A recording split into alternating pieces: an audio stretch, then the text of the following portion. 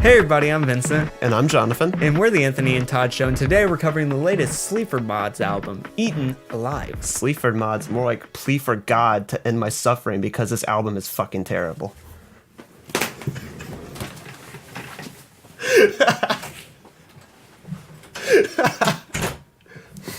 Sleaford Mods are an electronic punk band, mostly known for kind of combining hip-hop with punk. And especially like minimal trap production with punk and basically a really present DIY aesthetic. Very minimal, very complacent. Very, very minimal. Very, very minimalist, but also very loud and also obnoxious in a good way on previous projects. This new project, it's a really weird project for me personally because I feel like it's just a downward for them after a series of downwards. 2015, they had Key Markets, which piqued my interest in them, got me into the group, and I was excited to see what they're going to do in the future. But I feel like at some point they just lost ideas and kind of just dwindled on a concept. They just really they used the form, the medium, this genre that they have, and they really didn't do anything past that after a little while, and it just kind of been the same style of track over and over and over again. I liked their 2016 EP TCR actually quite a bit. It worked for me. I really like how simplistic it was. It was short, sweet, to the point, had that great single TCR on it that gets stuck in my head. Followed that up with 2017's English Tapas, which I think was just very similar to Key Markets in the sense of they just, at some point, they just kept on going with the style and didn't really do anything else with it. They just kind of kept on going with this one style of track throughout and really didn't have any progression. Moments like BHS and Drain and Mandarin are fantastic, but like they don't seem to prove past at least like 20 minutes of material on that thing for me personally. It's like we get these good singles or these good little moments, but we don't get a full project that really excites me. I skipped their EP last year because I wanted to see more fuller work from them and see how they would handle it, because I didn't want to really get myself excited for a group who hasn't really pulled through with at least a fuller work project that's excited me. And we got this, which I was interested in reviewing, and Jonathan just seemed really angry with me. Yeah, I have no prior experience with this group, so this is my first foray into their musical work, and I was first listening to it. I was driving home from my friend's place. I threw this on in my car on the way home because I knew I had to review it. And I didn't even get out of the fucking parking lot for their dorm before I immediately wanted to just turn this off. On the drive home, I was thinking to myself, I want to crash in a ditch, not to die, but in the hopes that it breaks my radio, so I don't have to listen to this shit anymore. See, I think their music in general kind of takes a little bit of getting more used to, but with this project, essentially, it's all, for me, B-sides in a sense.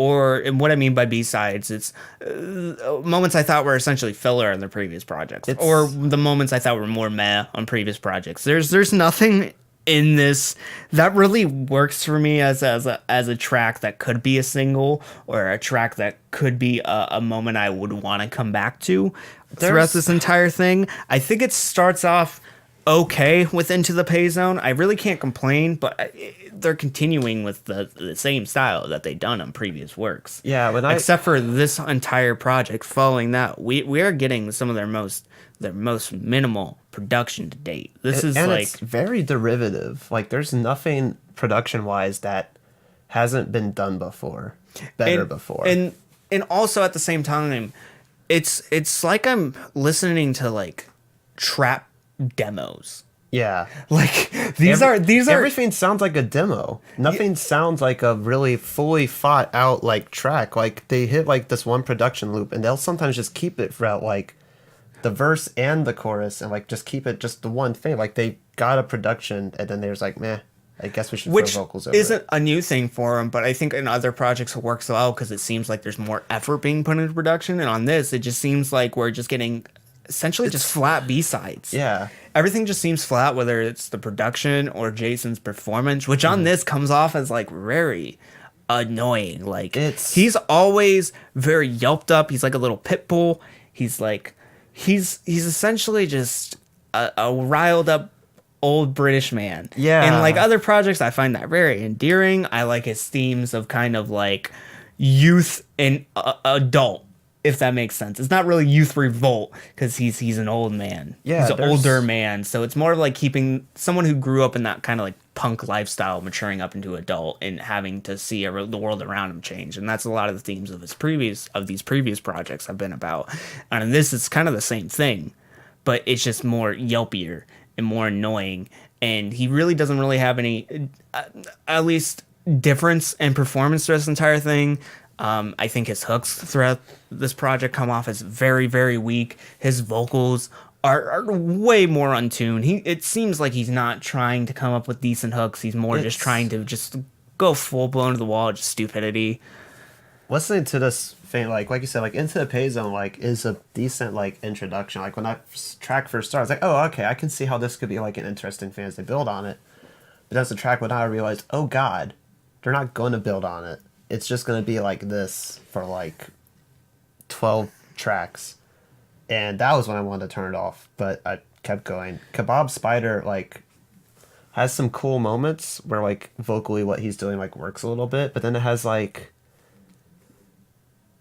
that weird bit towards the end. I think it's, like, the bridge that's just, like, off. And then, like, Policy Cream starts off with his, like, the Don't Talk thing, and I was like, oh, wow, cool. I didn't know, like, Guy Ritchie made music. Because it's just like, I want to be some tough Cockney Brit with a shaved head. It literally just sounds like a Guy Ritchie character, like, stepped on to, like, deliver that opening of, like, I want to sound as tough as possible. Yeah. And then, like, going on, Big Bert is so fucking annoying. It's so obnoxious, where I think, in one sense, he is trying to play this very obnoxious character. But you also have to listen to it. Yeah. Like, there's a difference between, like, playing an obnoxious character and doing something obnoxious, but also being listenable. And you need to do both. There's making annoying music, but there's also like fine-tuning that annoying to making something actually decent and listenable. You have to actually maintain your audience's attention. And did he have like tracks like When You Come to Me, which isn't even like a punk or a hip-hop song? It's when he tries to actually sing. And it's bad. It sounds like he can't. If you want to hear that, go to any karaoke bar in Britain, and you'll hear probably better vocals. Yeah, from some drunk asshole on the karaoke machine. He like this thing. It comes off as just like an off attempt at just like continuing to push forward, because they're not coming up with new ideas. They're just failing to maintain old ones. Yeah, yeah, and it's like it doesn't seem to be enough passion, or at least integrity, put into a lot of these tracks as there were on previous records. Yeah, it's just missing that void, and nothing really seems fine-tuned at all. It for the most part, it's just very lost, which is not a new thing for him. And sometimes the vocalist, he just seems uncomfortable. Like, he seems like he's like very clearly knows he's out of his like vocal element, but he's still just like going for it anyways. Mm-hmm.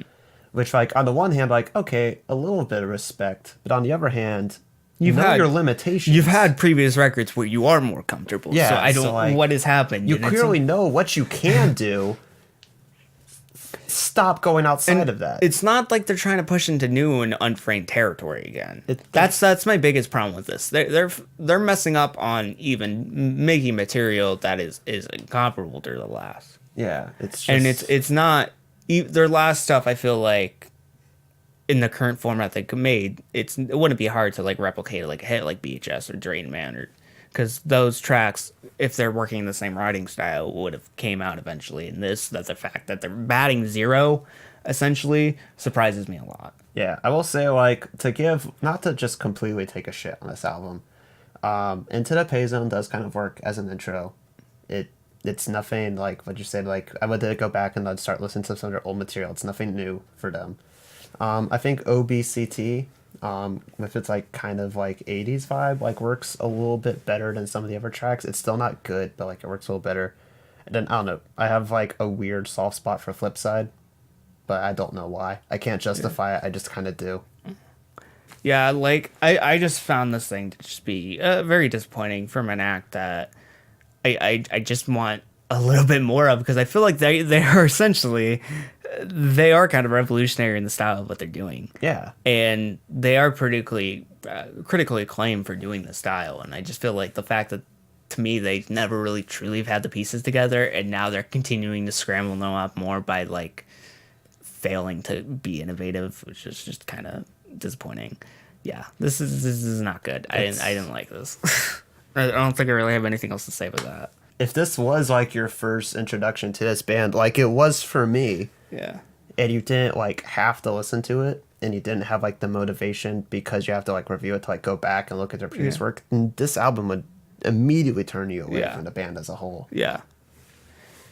So Best point of coming into Sleaford Mods is TCR, in my opinion, the most cohesive and fine-tuned project as an EP. Just avoid this album. Yeah, this as a whole. This doesn't have anything on it for me, and we're gonna end it there. I don't want to talk about this anymore. No, Until next time, guys. I'm Vincent. And I'm Jonathan. And see you, boyos.